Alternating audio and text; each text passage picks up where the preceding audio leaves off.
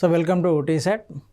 So మనము ప్రణాళికల్లో మిగతా ప్రణాళికలు ఏవైతే ఉన్నాయో సో 7th 5 year ప్లాన్ నుంచి సో ప్రణాళికలు అంటే కంప్లీట్ అయినంత వరకు 12th 5 year ప్లాన్, సో దాని తర్వాత ఏం జరిగింది అనేది మనం ఈ సెషన్లో డిస్కస్ చేయడం జరుగుతుంది. సో 7th 5 year ప్లాన్ అనేది 7th 5 year ప్లాన్ మనకు 1985 నుంచి 90 మధ్యలో 5 years కాలానికి సో 5 year ప్లానానికి మనము ఏర్పాటు చేసుకోవడం జరిగింది. సో దీనికి చైర్మన్గా ఎవరు ఉన్నారు అంటే సో దీనికి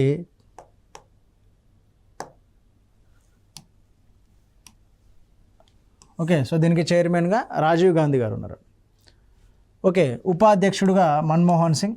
ఈయన ఇంపార్టెంట్ ఎందుకంటే మన తర్వాత కాలంలో ఎల్పిజి రిఫార్మ్స్ ప్రవేశపెడతాం కదా, సో దానికి అప్పుడు ఈయననే కీలక పాత్ర పోషిస్తాడు. కాబట్టి ఒకవేళ దాన్ని బేస్ చేసుకుని రీసెంట్ ట్రెండ్ను గమనించినట్లయితే ఎల్పిజి రిఫార్మ్స్ నుంచి ఎక్కువగా క్వశ్చన్స్ రావడం జరుగుతుంది. అది గ్రూప్ 1 స్థాయి నుంచి, అంటే గ్రూప్ 1 ప్రిలిమ్స్ కావచ్చు, మెయిన్స్ కావచ్చు, అన్నిట్లలో కూడా ఎల్పిజిని బేస్ చేసుకుని క్వశ్చన్స్ అడుగుతుంది. కాబట్టి సో ఎల్పిజి రిఫార్మ్స్ని అంటే ఈ టాపిక్కి లింక్ చేయాలి అనుకుంటే సో దాంట్లో భాగంగా, అంటే ఎల్పిజి రిఫార్మ్స్లో భాగంగా ఉన్న మన్మోహన్ సింగ్ గారు ఏ పంచవర్ష ప్రణాళికకు ఉపాధ్యక్షుడిగా వ్యవహరించారు అని చెప్పేసి అడగవచ్చు. సో దీని యొక్క వృద్ధి రేటు లక్ష్యము 5. సో సాధించిన లక్ష్యము 6%. సాధించిన లక్ష్యం ఎంత అంటే 6%. ఇది సాధించిన లక్ష్యం. సో ఇది కూడా కొంతవరకు సక్సెస్ అయిందనే చెప్పచ్చు. సో దీంట్లో భాగంగా మనము 7వ పంచవర్ష ప్రణాళిక కాలానికి లక్ష్యాలను కనుక తీసుకుంటే స్వావలంబన అంటే సెల్ఫ్ రిలయన్స్. సో మనము ఎక్కువగా దిగుమతులపైన ఆధారపడకుండా మన దగ్గరనే ఉత్పత్తి చేసుకోవడం. సో దాంతోపాటు ఆహార ధాన్యాల ఉత్పాదకత పెంచుట. సో ఏవైతే ఫుడ్ గ్రెయిన్స్ ఉన్నాయో సో ఆ ఫుడ్ గ్రెయిన్స్ యొక్క అంటే వరి ఉత్పాదకత కావచ్చు, సో గోధుమ, వీటి యొక్క ప్రొడక్టివిటీని, నాట్ ప్రొడక్టివిటీని ఇంక్రీజ్ చేయాలి, ఉత్పాదకతను పెంచడం. ఇంకొకటి ఏంటి అంటే ఉపాధి అవకాశాల కల్పన. సో నిరుద్యోగం పైన కూడా ఇది కూడా మనకు మాట్లాడడం జరిగిందండి. సో ఈ టైంలో మనకు చేపట్టిన కార్యక్రమాలు కనుక తీసుకుంటే సో పంటల బీమా పథకం, ఇది ఇంపార్టెంట్ అండి. సో ఇది ఇప్పుడు తెలంగాణలో ఇంకా ఇంపార్టెంట్.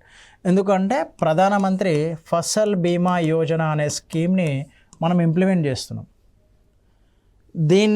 ఈ ప్లానింగ్ని రెండింటిని ఇంటర్లింక్ చేస్తూ అడగాలి అంటే సో ఈ విధంగా అడగవచ్చు. సో సమగ్ర పంట బీమా పథకము ఏ ప్రణాళిక కాలంలో మనము స్టార్ట్ చేయడం జరిగింది అంటే 7వ పంచవర్ష ప్రణాళిక కాలం. సో ఇంకొకటి సింగిల్ విండో సిస్టమ్ అంటాం, ఏకగవాక్ష పద్ధతి. సో ఏకగవాక్ష పద్ధతి అంటే మనకు జనరల్గా ఈ TG iPASS. So TG iPASS ఉంది కదా, సో ఇది సింగిల్ విండో సిస్టమ్ అండి. అంటే ఏదైనా ఒక ప్రాంతంలో మనము పరిశ్రమలను కానీ సో పరిశ్రమలను ఏర్పాటు చేస్తే అక్కడ మనకు కొన్ని పర్మిషన్స్ అవసరం అవుతాయి, అనుమతులు. ఆ అనుమతుల కోసము డిఫరెంట్ డిపార్ట్మెంట్స్ ఉంటాయండి. సో ఇక్కడ ల్యాండ్, ఎన్విరాన్మెంట్, సో అంటే ఏమైనా ఎన్విరాన్మెంట్ పొల్యూషన్ అవుతుందా, సో ల్యాండ్ ఏమైనా పొల్యూషన్ అవుతుందా, సో ఇలా డిఫరెంట్ డిపార్ట్మెంట్స్ దగ్గర, సో ఫైనాన్షియల్ డిపార్ట్మెంట్ దగ్గర, సో అన్నింటి దగ్గర అనుమతులు తీసుకోవాలి మనం.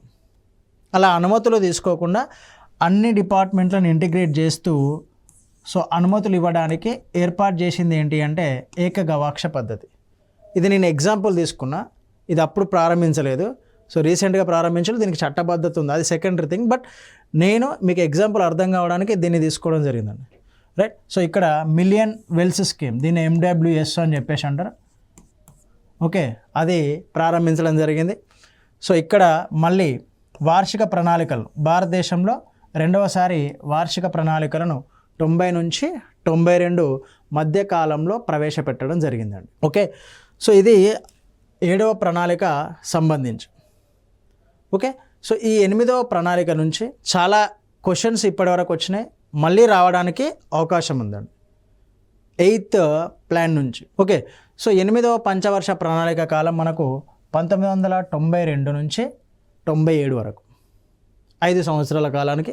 సో అప్పుడు ఎవరు చైర్మన్ అంటే సో మనకు సంబంధించిన వ్యక్తి సో తెలుగు దక్షిణాది నుంచి మొదటిసారిగా ప్రధానమంత్రి అయిన వ్యక్తి ఎవరు అంటే పివి నరసింహారావు గారు. ఓకే, సో అప్పుడు చైర్మన్ ఎవరు అంటే వైస్ చైర్మన్ ఎవరు అంటే ప్రణబ్ ముఖర్జీ.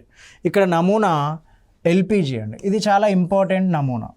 మనకు లిబరలైజేషన్, ప్రైవేటైజేషన్, ఏదైతే ఇందాక నేను మాట్లాడినో ప్రైవేటైజేషన్, గ్లోబలైజేషన్. సో ఇక్కడ ఈ నమూనాలతో 8వ పంచవర్ష ప్రణాళికను ప్రారంభించడం జరిగింది.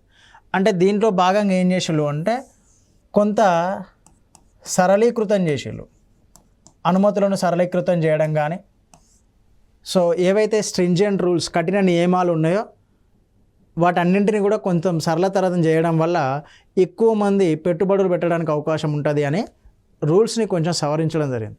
సో దాంతోపాటు ప్రైవేట్ ఇన్వెస్టర్స్ని ఇన్వైట్ చేయడం జరిగిందండి.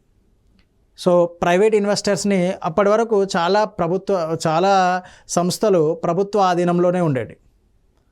ఓకే, సో అప్పటి నుంచి ఏం చేసిళ్ళు అంటే కొన్ని ప్రైవేట్ రంగానికి కూడా ఇవ్వాలి అని చెప్పేసి చెప్పడం జరిగింది. సో దాంతోపాటు భారతదేశ మార్కెట్ ఏదైతే ఉందో సో దాన్ని ప్రపంచానికి అనుసంధానం చేయాలి అని చెప్పేసి ఈ నమూనా పేర్కొంటుంది. అందుకే ఈ 8వ పంచవర్ష ప్రణాళిక అనేది మోస్ట్ ఇంపార్టెంట్, రైట్. సో ఇక్కడ ఆశించిన వృద్ధి రేటు ఎంత అంటే 5.6%, సాధించిన వృద్ధి రేటు ఎంత అంటే 6.8%. మీకు బ్లైండ్గా 8వ పంచవర్ష ప్రణాళిక ఫలితాలను సాధించిందా లేదా అని చెప్పేసి డౌట్ వద్దండి. ఎందుకంటే అప్పటికే మనం ప్రైవేట్ రంగాన్ని ఇన్వైట్ చేసినాం.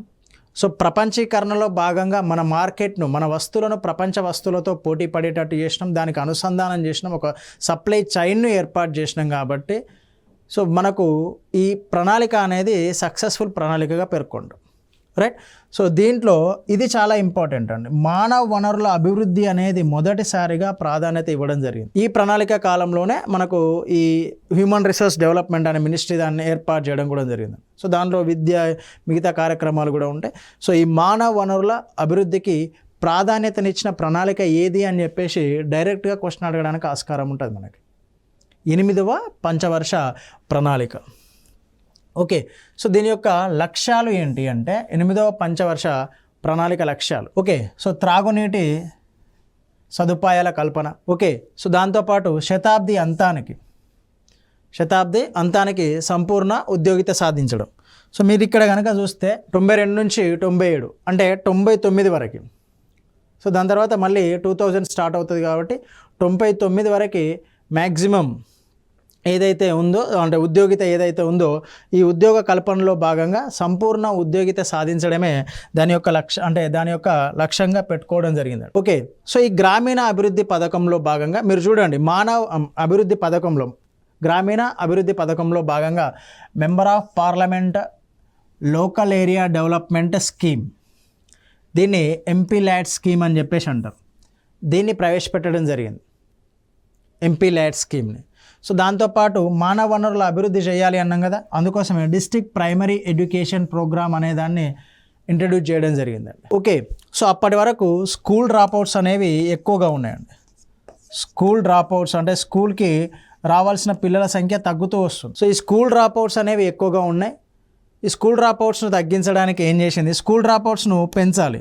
స్కూల్ డ్రాప్అవుట్స్ను పెంచితే అది ఇండైరెక్ట్గా దేనికి అంటే సో మానవ వనరుల అభివృద్ధికి, హ్యూమన్ రిసోర్సెస్ డెవలప్మెంట్కి ఉపయోగపడుతుంది. ఓకే, అందుకోసమే ఈ మధ్యాహ్న భోజన పథకాన్ని, మిడ్ డే మీల్ స్కీమ్ని కూడా దీంట్లో భాగంగా తీసుకురావడం జరిగింది. ఈ 3 ప్రోగ్రామ్స్ చాలా ఇంపార్టెంట్. మానవ వనరుల అభివృద్ధి కోసము ఈ 2 ప్రోగ్రామ్స్, గ్రామీణ అభివృద్ధి పథకాల కోసము ఈ member of parliament local area development స్కీమ్స్ని తీసుకురావడం జరిగినది. సో ఇక్కడ 97 నుంచి 2000 వరకు కొంచెం కేంద్ర ప్రభుత్వంలో అస్థిరత అనేది ఉంటుంది. సో దాంట్లో భాగంగా ప్రణాళిక సంఘానికి చైర్మన్లు మారుతూ ఉంటారు. ఓకే, సో 2002 నుంచి మళ్ళీ కొన్ని రోజుల వరకు స్థిరత్వం అనేది వస్తుంది. సో దాని తర్వాత 2004 నుంచి మళ్ళీ గవర్నమెంట్ అనేది స్టేబుల్ గవర్నమెంట్ ఉంటుంది. కాబట్టి అప్పుడు ఒకరే ప్రణాళిక సంఘానికి చైర్మన్గా ఉండటం జరుగుతుంది. సో ఇక్కడ 9వ పంచవర్ష ప్రణాళిక కాలాన్ని కనుక తీసుకుంటే సో దీంట్లో 97 నుంచి 2002 అండి. దీంట్లో మనకు ఈ అధ్యక్షులు అనేది మారుతూ ఉంటారు. సో 96 నుంచి 97 వరకు దేవగౌడ గారు అధ్యక్షుడిగా ఉంటారు. 97 నుంచి 98 వరకు ఐకే గుజ్రాల్ గారు అధ్యక్షుడిగా ఉంటారు.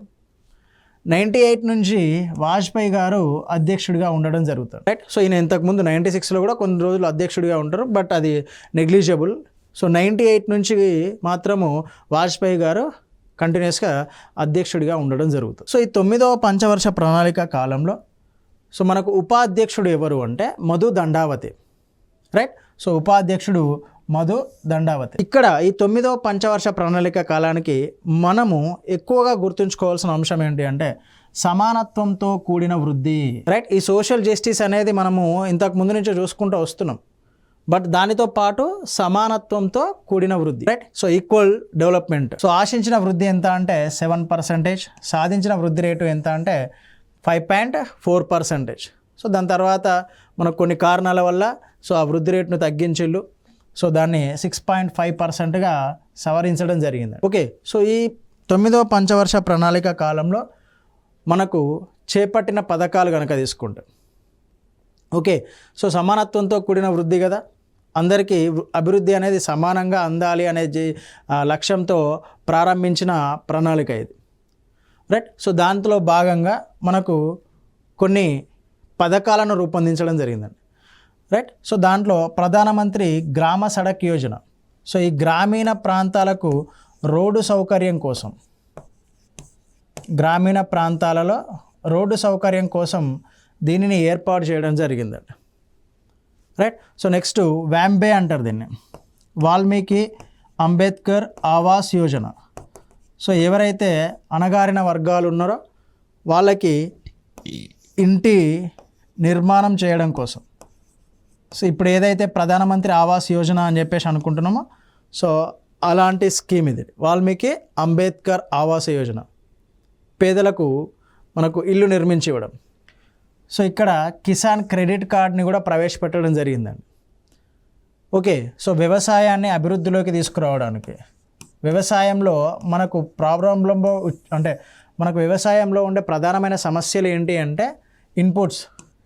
సో ఏవైతే మనము ఈ పెట్టుబడులు ఉంటాయో ఆ పెట్టుబడులు కష్టంగా ఉంటుంది, ఎందుకంటే చిన్న తరహా రైతులు ఎక్కువగా ఉండడం మూలంగా, మార్జినల్ స్మాల్ ఫార్మర్స్ ఎక్కువగా ఉండడం మూలంగా ఈ పెట్టుబడులు అనేది కష్టంగా ఉంటుంది. సో దాన్ని ఓవర్కమ్ చేయడానికి మనకు దేన్ని తీసుకొచ్చిళ్ళు అంటే కిసాన్ క్రెడిట్ కార్డ్ని ప్రవేశపెట్టారు. ఇది చాలా ఇంపార్టెంట్ అండి. ఓకే, సో గ్రామీణ ప్రాంతాలను అభివృద్ధి చేయడానికి, రైతులను అభివృద్ధి చేయడానికి, అణగారిన వర్గాలను అభివృద్ధి చేయడానికి, సో దాంతోపాటు ఈ పట్టణ రోజ్గార్ యోజన, స్వర్ణ జయంతి షహరీ రోజ్గార్ యోజన అనే దాన్ని ప్రారంభించడం జరిగింది 9వ పంచవర్ష ప్రణాళిక కాలంలో. సో నెక్స్ట్ జాతీయ వ్యవసాయ విధానాన్ని, సో నెక్స్ట్ జాతీయ జనాభా విధానాన్ని, వీటిని కూడా ప్రవేశపెట్టడం జరిగిందండి. సో జనాభా విధానము, వ్యవసాయ విధానాన్ని కూడా ఎప్పుడు ప్రవేశపెట్టిల్లు అంటే సో 9వ పంచవర్ష ప్రణాళిక కాలంలోనే ప్రవేశపెట్టారు. సో ఇక్కడ నుంచి ఈ 3 పంచవర్ష ప్రణాళిక కాలం యొక్క లక్ష్యాలు చాలా ఇంపార్టెంట్, దాంతోపాటు ఉపాధ్యక్షులు కూడా చాలా ఇంపార్టెంట్ అండి ఈ 10వ పంచవర్ష ప్రణాళిక కాలంలో. ఎందుకు అంటే మనకు లాస్ట్ టైం గ్రూప్ 1లో ఈ 10, 11, 12 ఏవైతే ప్రణాళికలు ఉన్నాయో సో వాటి యొక్క ఆబ్జెక్టివ్సే మనకు క్వశ్చన్స్గా అడగడం జరిగింది. సో వీటిని మ్యాచ్ ద ఫాలోయింగ్లో ఎక్కువగా అడగడానికి స్కోప్ ఉంటుందండి, రైట్. సో ఈ 10వ పంచవర్ష ప్రణాళిక కాలము 2002 నుంచి 2007. ఓకే, సో దాంట్లో 2002 నుంచి 4 వరకు వాజ్పేయి గారు ఉంటారు. ఏది 98 నుంచి చెప్పినా కదా, సో వాజ్పేయి గారు అధ్యక్షుడిగా ఉంటారు. సో దాని తర్వాత 2004 నుంచి కంటిన్యూస్గా మనకు మన్మోహన్ సింగ్ గారే అధ్యక్షునిగా ఉంటారు. ఓకే, సో దీని యొక్క ఉపాధ్యక్షుడు కేసీ పంత్. ఆశించిన వృద్ధి రేటు 8%. సో సాధించిన వృద్ధి రేటు ఎంత అంటే 7.6%. ఆల్మోస్ట్ ఒక 0.4% తప్ప మిగతాదంతా కూడా మనం ఆశించిన వృద్ధి రేటుకు దగ్గరగా రావడం జరిగింది. ఓకే, సో దీంట్లో ఈ 10వ పంచవర్ష ప్రణాళికలో దేనికి ప్రాధాన్యత ఇవ్వడం జరిగింది అంటే సో ఇక్కడ మొదటిసారిగా మనం ఏంటి అంటే ఈ రంగాల వారీగా అభివృద్ధి అనేది, రంగాల వారీగా అభివృద్ధి అనేది మనం చేసుకున్నామండి. సో 3 రంగాలు ఉంటాయి కదా. ఫస్ట్ ఏమో వ్యవసాయ రంగం, రైట్, తర్వాత పారిశ్రామిక రంగం, దాని తర్వాత సేవా రంగం. సో ఇలా రంగాల వారీగా అభివృద్ధికి లక్ష్యాలను పెట్టుకోవడం జరిగిందండి, వృద్ధి రేటు లక్ష్యాలను పెట్టుకోవడం జరిగింది. సో ఇక్కడ చూడండి, సమానత్వం, దాని యొక్క ప్రాధాన్యత ఇంపార్టెంట్ చాలా. సమానత్వం, సామాజిక న్యాయం, ఓకే, ఇవి 2 ఇంపార్టెంట్ అండి.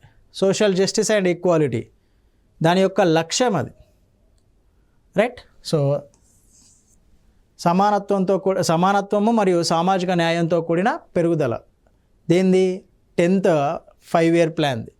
సో దీంట్లో భాగంగా వ్యవసాయ రంగం యొక్క లక్ష్యంగా 4% పెట్టుకున్నారు, 4%. సో పారిశ్రామిక రంగం యొక్క లక్ష్యంగా 8.9% పెట్టుకున్నారు, ఓకే. సో సేవా రంగం యొక్క లక్ష్యము 9.4%. ఇప్పటి వరకు చూసిన ప్రణాళికల్లో ఎక్కడా కూడా ఇలా రంగాల వారీగా ప్రాధాన్యత అనేది లేదు. కానీ మొదటిసారిగా 10వ పంచవర్ష ప్రణాళిక కాలం నుంచి ఇలా రంగాల వారీగా లక్ష్యాలను నిర్దేశించుకోవడం జరిగిందండి. సో దీనివల్ల ఏమవుతుంది అంటే ఏ రంగము ఏ విధంగా అభివృద్ధి చెందుతుంది, ఏ రంగంలో ఎక్కువ పెట్టుబడులు అవసరం ఉన్నాయి, సో ఏ రంగంలో ఉద్యోగాల కల్పన అనేది ఎక్కువగా జరుగుతుంది, సో ఏ రంగానికి ఎక్కువగా ప్రాధాన్యత ఇవ్వాలి, ఏ రంగానికి ఎక్కువగా బడ్జెట్ కేటాయింపులు జరపాలి, ఇలాంటివన్నీ కూడా తెలుస్తాయనే ఉద్దేశంతోనే మనకు దీన్ని ఈ విధంగా రంగాల వారీగా లక్ష్యాలను ఏర్పాటు చేసుకోవడం జరిగింది, ఓకే. సో దీంట్లో భాగంగా మనము ఫస్ట్ చర్చించాల్సింది ఎవరు అంటే సో పురా, ఇది చాలా ఇంపార్టెంట్ ప్రోగ్రామ్ అండి, ఓకే. సో ఈ అబ్దుల్ కలాం ఆజాద్ గారు దీనికి రూపశిల్పి.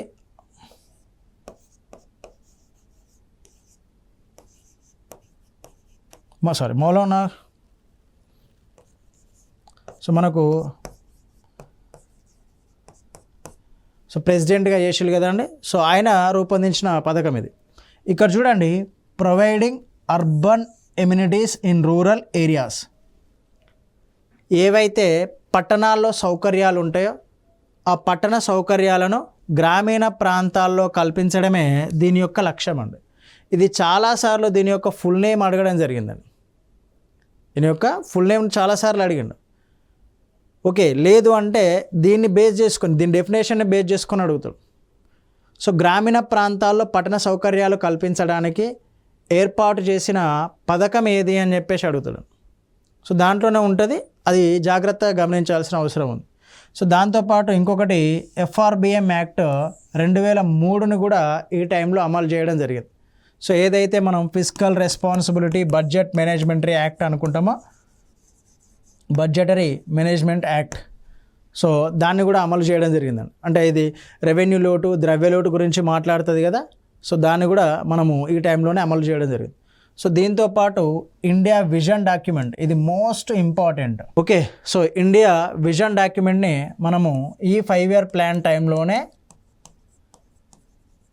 విడుదల చేయడం జరిగిందండి. సో ఈ ఇండియా విజన్ డాక్యుమెంట్లో మనము ఏం చేసినాము అంటే 2020 నాటికి సాధించాల్సిన లక్ష్యాలను, సో ఇక్కడ మనం పెట్టుకున్నాం కదా.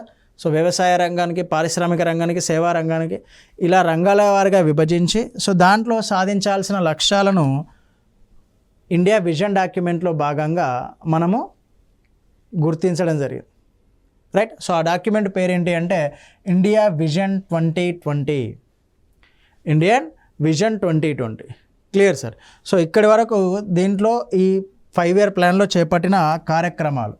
సో దీంట్లో భాగంగా సో ఇంపార్టెంట్ ఏంటి అంటే ఒకటి జనని సురక్ష యోజన పథకం ఒకటి, సో దాంతోపాటు Jawaharlal Nehru national urban renewal mission ఒకటి, JNNURM అని చెప్పేసి అంటారు. మీకు హైదరాబాద్లో చూస్తే ఈ బస్సులు కూడా కనిపిస్తాయి, right. So urban renewal mission, so పట్టణ ప్రాంతాల్లో మనకు ఈ అభివృద్ధిని చేపట్టడానికి తీసుకొచ్చిన పథకం ఇది, రైట్. సో నెక్స్ట్ ఇది మోస్ట్ ఇంపార్టెంట్ అండి, ఎక్కువగా క్వశ్చన్ అడిగేదానికి స్కోప్ ఉన్న ఇది. సో జాతీయ గ్రామీణ ఉపాధి హామీ పథకం 2006 నుంచి అమలు చేసి చట్టం తీసుకొచ్చింది ఒక 1 year ముందు, ఓకే. సో దీన్నే మనం ఏమంటాము అంటే 100 రోజుల పని అని చెప్పేసి పిలుస్తాం, 100 days వర్క్ అంటాం కదా. ఈ తర్వాత కాలంలో దాని యొక్క పని దినాలు అనేవి పెరిగినాయి, పనికి దానికి కల్పించే వేతనాలు అనేవి పెరిగినాయి. బట్ దీన్ని ఎప్పుడు ఇంట్రడ్యూస్ చేసిళ్ళు అంటే 2006లో. ఓకే, సో మనకు ఆదేశిక సూత్రాల్లో ఉంటుంది పని కల్పించాలి అని చెప్పేసి. సో దాని ఆధారంగా ఒక చట్టబద్ధత కలిగిన పథకం ఇది. సో దాన్ని గ్రామీణ ఉపాధి హామీ పథకం అన్నా కూడా 100 days వర్క్ అన్నా కూడా ఒకటే అండి. సో దాన్ని కూడా మనకి ఈ ప్రణాళికలో భాగంగా తీసుకురావడం జరిగిందండి. ఓకే, సో దీంట్లో నుంచి అడిగేది ఫస్ట్ ఆబ్జెక్టివ్స్, దాని తర్వాత మనకు సేవా రంగం లక్ష్యాలు ఉన్నాయి కదా, అవి అడుగుతాడు. నెక్స్ట్ పూరా నుంచి కానీ జాతీయ గ్రామీణ ఉపాధి హామీ పథకం నుంచి కానీ క్వశ్చన్లు రావచ్చు. సో అంటే అవి ఎప్పుడు స్టార్ట్ చేసిళ్ళు, ఏ ప్రణాళిక కాలంలో స్టార్ట్ చేసిళ్ళు అని చెప్పేసి అడగడానికి ఉంటుంది. రైట్. సో నెక్స్ట్ 11వ పంచవర్ష ప్రణాళిక. సో 2007 నుంచి 2012 ప్రణాళిక సంఘ చైర్మన్గా మన్మోహన్ సింగ్, ఎందుకంటే అప్పుడు ఆయన ప్రధానమంత్రి కాబట్టి. సో ఉపాధ్యక్షుడు మాంటెక్ సింగ్ అహ్లూవాలియా. సో లక్ష్యం ఏంటి అంటే ఇది చాలా ఇంపార్టెంట్ అండి, ఇంగ్లీష్లో గుర్తుపెట్టుకోవడానికి ట్రై చేయండి. సో ఫాస్టర్, సత్వర ప్రగతి, తొందరగా అభివృద్ధి చెందాలి. సో అభివృద్ధి అనేది అందరికీ అందాలి. రైట్. సో అందరికీ అభివృద్ధి అనేది ఇంపార్టెంట్. సో పేదవారికి, మహిళలకు, సో ఎవరైతే వల్నరబుల్ గ్రూప్స్ ఉన్నాయో వాళ్ళందరికీ కూడా అభివృద్ధి అనేది అందాలి. ఏ విధంగా? ఫాస్ట్గా. ఇది ఇంపార్టెంట్ ఇక్కడ. సో 11th 5-year ప్లాన్ యొక్క ఈ లక్ష్యము అనేది చాలాసార్లు ఎగ్జామ్లో అడిగిండు. ఫాస్టర్ అండ్ ఇంక్లూజివ్ గ్రోత్ అని చెప్పి. సో అభివృద్ధి అన్ని వర్గాలకు సమానంగా అందడమే లక్ష్యంగా 11వ పంచవర్ష ప్రణాళికను రూపొందించడం జరిగింది. సో దీంట్లో భాగంగా మనము సేమ్ ఏవైతే రంగాలు ఉన్నాయో ఆ రంగాలకి ఇంపార్టెన్స్ ఇవ్వడం జరిగింది. సో వ్యవసాయ రంగం యొక్క లక్ష్యము 4%గా, పారిశ్రామిక రంగం లక్ష్యము 10 నుంచి 11%గా, సేవా రంగం యొక్క లక్ష్యము 9 నుంచి 11%గా పేర్కొన్నారు. ఆ మధ్యలో సాధించాలి అని చెప్పేసి. సో ఈ 3 రంగాలను కలిపి యావరేజ్గా దాని యొక్క లక్ష్యంగా 9 to 11% తీసుకున్నాం. సో ఇక్కడ సాధించింది ఎంత అంటే 8%, ఆల్మోస్ట్ దగ్గరగా రావడం జరిగిందండి. ఎందుకంటే దాని లక్ష్యాన్ని ఫాస్టర్ గ్రోత్ కాబట్టి. So almost 11th 5-year plan అనేది మనం అంటే వృద్ధి రేటు ఎంతైతే అనుకున్నామో ఆ లక్ష్యానికి దగ్గరగా రావడం జరిగింది. సో దీంట్లో ఈ లక్ష్యాలను సాధించడానికి 7th 5-year ప్లాన్లో చేపట్టిన పథకాలు ఏంటి అని కనుక చూస్తే, కార్యక్రమాలు ఏంటి అంటే జాతీయ ఆహార భద్రత మిషన్. రైట్. సో జాతీయ ఆహార భద్రత మిషన్ దాని యొక్క లక్ష్యాలను ఏదైతే ఆబ్జెక్టివ్స్ ఉన్నాయో సో దాని యొక్క లక్ష్యాలు సమ్మిళిత వృద్ధి. ఓకే, అందరికీ ఈ వృద్ధి యొక్క ఫలితాలు అందాలనే ఉద్దేశంతోనే మనకు ఈ చట్టాన్ని తీసుకురావడం జరిగింది. ఆహార భద్రత మిషన్ని తీసుకురావడం జరిగిందండి. సో దాంతోపాటు రాష్ట్రీయ కృషి వికాస్ యోజనని 11వ ప్రణాళిక కాలంలోనే మనము రూపొందించడం జరిగింది. Right. So last 5-year plan so 2012 నుంచి 2017 వరకు యాక్చువల్గా మధ్యలోనే ఆగిపోతుంది, కానీ ఇంపార్టెంట్ 5-year ప్లాన్ ఇది. ఎందుకు ఇంపార్టెంట్ అంటే దీని యొక్క ప్రాధాన్యత ఇంపార్టెంట్. సో ఇక్కడ సత్వరమైన వృద్ధితో పాటు సమ్మిళితమైన వృద్ధి. సో దాన్ని ఏం చేయాలి అంటే కంటిన్యూ చేయాలి. అంటే ఈ 5-year ప్లాన్లో సపోజ్ 2007 నుంచి 12 వరకు మనకు గ్రోత్ రేట్ అనేది సపోజ్ 8% ఉందనుకోండి. సో నెక్స్ట్ 2012లో మళ్ళీ తగ్గి 7%కి వచ్చింది అనుకోండి. ఇది 8%, సో 7%కి వచ్చింది. ఈ ప్రగతి ఇది అభివృద్ధి చెందినట్టు కాదండి. అభివృద్ధి అనేది ఏ విధంగా ఉండాలి అంటే 2012లో 9% ఉండాలి, 2013లో మళ్ళీ 13%, 15%. సో ఈ విధంగా పెరుగుతూ ఉండాలి. ఫాస్టర్ గ్రోత్, సత్వరమైన అభివృద్ధి ఉన్నప్పటికీ అది సస్టైన్ అవుతూ ఉండాలి, పెరుగుతూ ఉండాలి. రైట్. సో దాన్ని కంటిన్యూ చేయాలి అనే లక్ష్యంతోనే 12వ పంచవర్ష ప్రణాళికను ఏర్పాటు చేయడం జరిగిందండి. ఫాస్టర్ ఇంక్లూజివ్ గ్రోత్, కాకపోతే దాన్ని కొనసాగించాలి, అభివృద్ధిని కొనసాగించాలి లక్ష్యంగా 12వ పంచవర్ష ప్రణాళిక కాలాన్ని ఏర్పాటు చేశారు. ఓకే. సో దీని యొక్క లక్ష్యాలు: వ్యవసాయ రంగం యొక్క లక్ష్యము 4%, పారిశ్రామిక రంగం యొక్క లక్ష్యము 9.6%, సేవా రంగం యొక్క లక్ష్యము 10%. సో వృద్ధి రేటు, సాధించిన వృద్ధి రేటు తక్కువ సాధించిందండి 12th 5-year plan. So success సాధించలేదు. 9 లక్ష్యంగా పెట్టుకున్న 6% మాత్రమే సాధించింది. సో దానికి గల కారణాలు డిఫరెంట్గా ఉంటాయి. సో మధ్యలోనే ఆపేయడం కూడా one of the reason. Okay, so దీని తర్వాత మనకు వచ్చింది ఏంటి అంటే, సో దీంట్లో భాగంగా చేపట్టింది జాతీయ ఆరోగ్య మిషన్. సో స్వచ్ఛ భారత్ అభియాన్, ఇది ఇంపార్టెంట్ అండి, ఇది మోస్ట్ ఇంపార్టెంట్ బిట్. సో దాని తర్వాత ఆర్థిక వృద్ధిని సాధించడానికి, అందరినీ ఆర్థిక వృద్ధిలో భాగంగా చేయడానికి ప్రధానమంత్రి జన్ధన్ యోజనని తీసుకురావడం జరిగింది. సో ఇక్కడ ఈ లింగ నిష్పత్తిని పెంచడానికి ఇది ఉపయోగపడుతుంది అని చెప్పేసి బేటీ బచావో బేటీ పడావో కార్యక్రమాన్ని తీసుకురావడం జరిగింది.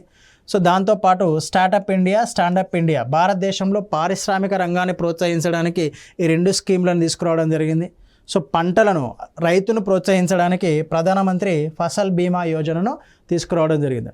సో ఇవి 12వ పంచవర్ష ప్రణాళిక కాలంలో మనము చేపట్టిన కార్యక్రమాలు. సో దీని తర్వాత మనం తీసుకొచ్చింది ఏంటి అంటే నీతి ఆయోగ్ అండి, national institution for transforming India. ఇది ఏర్పడిన తర్వాత ఈ డెఫినేషన్ కొన్ని ఎక్కువసార్లు అడిగిన డెఫినేషన్ ఇది, రైట్. సో దీన్ని ఎప్పుడు ఏర్పాటు చేసిళ్ళు అంటే మనకు 2012 నుంచి 17 వరకు 12th 5-year ప్లాన్ కదా. సో దానికంటే ముందే అంటే 2015లోనే దాన్ని ఆపేసి 5-year ప్లాన్ ఆపేసి 2015 జనవరి 1న ఏర్పాటు చేసిళ్ళు. సో ప్లానింగ్ కమిషన్కు ఉండే అన్ని లక్షణాలు దీనికి ఉంటాయి. ఓకే, సో ఇది కోఆపరేటివ్ ఫెడరలిజం అండి, నాట్ కాంపిటేటివ్ ఫెడరలిజం. కోఆపరేటివ్ ఫెడరలిజంలో భాగంగా దీన్ని ఏర్పాటు చేయడం జరిగింది. సో దీనికి అధ్యక్షుడు ఎవరు ఉంటారు అంటే ప్రధానమంత్రి ఉంటాడు. సో దానికి ఉపాధ్యక్షుడిగా ప్రధానమంత్రిచే నియమించబడిన వ్యక్తి ఉంటాడు. దీని యొక్క కంపోజిషన్ చూసినట్టయితే సో పూర్తి కాలపు సభ్యులు కొందరు ఉంటారు. ఈ కంపోజిషన్ చాలా ఇంపార్టెంట్, ఎగ్జామ్ పాయింట్ ఆఫ్ వ్యూలో ఇదే అడుగుతాడు. సో స్వల్పకాలపు సభ్యులు ఉంటారు. సో దాంతోపాటు కొందరిని మంత్రి మండలి నుంచి 4గురిని ఎంపిక చేయడం జరుగుతుంది. సో ఇక్కడ సీఈఓగా ప్రధానమంత్రిచే నియమించబడిన వ్యక్తి కూడా దీంట్లో భాగంగా ఉంటాడు, రైట్. సో ఇక్కడ నెక్స్ట్ ప్రత్యేక ఆహ్వానితులుగా కేంద్ర మంత్రి మండలి నుంచి కొందరు సభ్యులు, ఆర్థిక మంత్రి ఎట్లాగూ ఉంటాడు. సో ఆర్థిక మంత్రి కాకుండా కొందరు మంత్రులను దీంట్లో ప్రత్యేక ఆహ్వానితులుగా పిలవడం జరుగుతుంది. సో ఇప్పుడు ప్రస్తుతం చైర్పర్సన్ ఎవరు అంటే Narendra Modi. Current affairs bit పరంగా దీన్ని అడగడానికి అవకాశం ఉంటుంది. ఉపాధ్యక్షుడు సుమన్ కే బెర్రీ. సో కార్యనిర్వాహక అధికారి చీఫ్ ఎగ్జిక్యూటివ్ ఆఫీసర్ ఎవరంటే బీవీఆర్ సుబ్రహ్మణ్యం. సో నీతి ఆయోగ్కు సంబంధించి ఇవి కరెంట్ అఫైర్స్ బిట్లు, చాలా ఇంపార్టెంట్ అండి. కంపోజిషన్ ప్లస్ ఈ అధ్యక్ష ఉపాధ్యక్ష పదవులు, రైట్. సో దీనికి ఒక పాలక మండలి ఉంటుంది, అదే నిర్ణయాలు తీసుకుంటుంది. సో దాన్ని ఎప్పుడు ఏర్పాటు చేసిళ్ళు అంటే ఫిబ్రవరిలో ఏర్పాటు చేయడం జరిగింది. సో రీసెంట్గా దానికి సంబంధించిన సమావేశం కూడా జరిగిందండి. సో ఏ థీమ్తో జరిగింది ఈ 2024లో అంటే వికసిత్ భారత్, భారతదేశము వికసిత్ భారత్ @2047, 2047 కల్లా అభివృద్ధి చెందిన దేశంగా నిలవాలనే లక్ష్యంతో ఈ థీమ్తో పాలక మండలి యొక్క సమావేశం నిర్వహించడం జరిగింది. సో ఇది 3 డాక్యుమెంట్లను రూపొందిస్తుంది. ఒకటేమో 15 సంవత్సరాలకి దాన్ని విజన్ ప్లాన్ అని చెప్పేసి పిలుస్తారు. ఒకటేమో 3 సంవత్సరాలకి ఎజెండా అని చెప్పేసి అంటారు.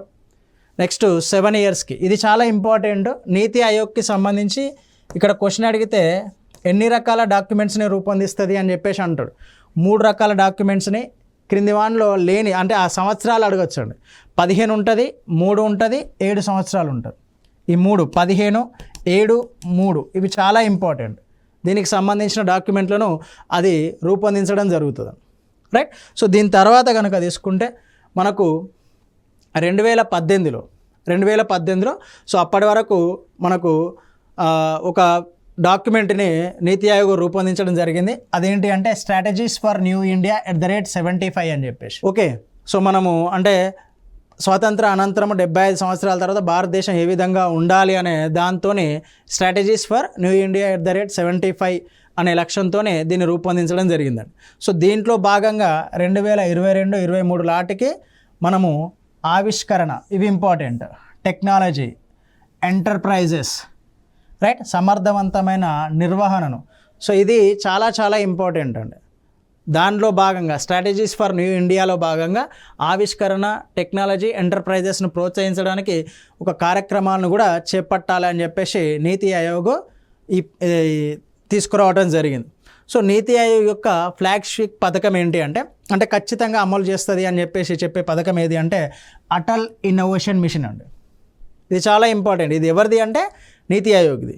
సో దీన్ని ప్రారంభించు. దీంట్లో భాగంగా ఏం చేసిళ్ళు అంటే మనకు కొన్ని 17 ఫోకస్ ఏరియాస్, ఇక్కడ నుంచి క్వశ్చన్ రావడానికి అవకాశం ఉంటుంది. ఎన్ని ఏరియాలపైన, ఎన్ని అంశాలపైన నీతి ఆయోగ్ స్ట్రాటజీ ఫర్ 75 అనేది ఫోకస్ చేసింది అంటే 17 ఏరియాస్ పైన. ఓకే, సో ఈ మిషన్లో భాగంగా, ఈ అటల్ ఇన్నోవేషన్ మిషన్లో భాగంగా అటల్ టింకరింగ్ ల్యాబ్స్ని ఏర్పాటు చేయడం జరిగింది. సో ఈ అటల్ టింకరింగ్ ల్యాబ్స్ యొక్క ముఖ్య ఉద్దేశం ఏంటి అంటే 1 మిలియన్ విద్యార్థులు ఎవరైతే ఉన్నారో సో వాళ్ళని ఇన్నోవేటర్, సో వాళ్ళలో ఉన్న ఆలోచనలను బయటకు తీసుకొచ్చి వాళ్ళకు ఒక ఉపాధి అవకాశాలు కల్పించడం కానీ, లేకపోతే వాళ్ళని ఈ భారతదేశ అభివృద్ధిలో భాగంగా చేయడానికి కానీ దీన్ని తీసుకురావడం జరిగింది. సో ఇక్కడ మనకి ఈ 17 ఫ్లాగ్షిప్ కార్యక్రమం 17 ఫోకస్ ఏరియాలు అనుకున్నాం కదా. సో అది దేంట్లో భాగంగా అంటే మనకి అటల్ ఇన్నోవేషన్లో భాగంగా, not strategies for new India, Atal ఇన్నోవేషన్లో భాగంగా ఆ 17 ఫోకస్ ఏరియాలపైన నీతి ఆయోగ్ అనేది దృష్టి పెట్టడం జరిగింది. రైట్, సో ఇది మనకు ప్రణాళికలకు సంబంధించిన పూర్తి సమాచారం. సో ఏ విధంగా క్వశ్చన్స్ వస్తాయి అనేది కూడా మనం డిస్కస్ చేయడం జరిగిందండి. So thank you.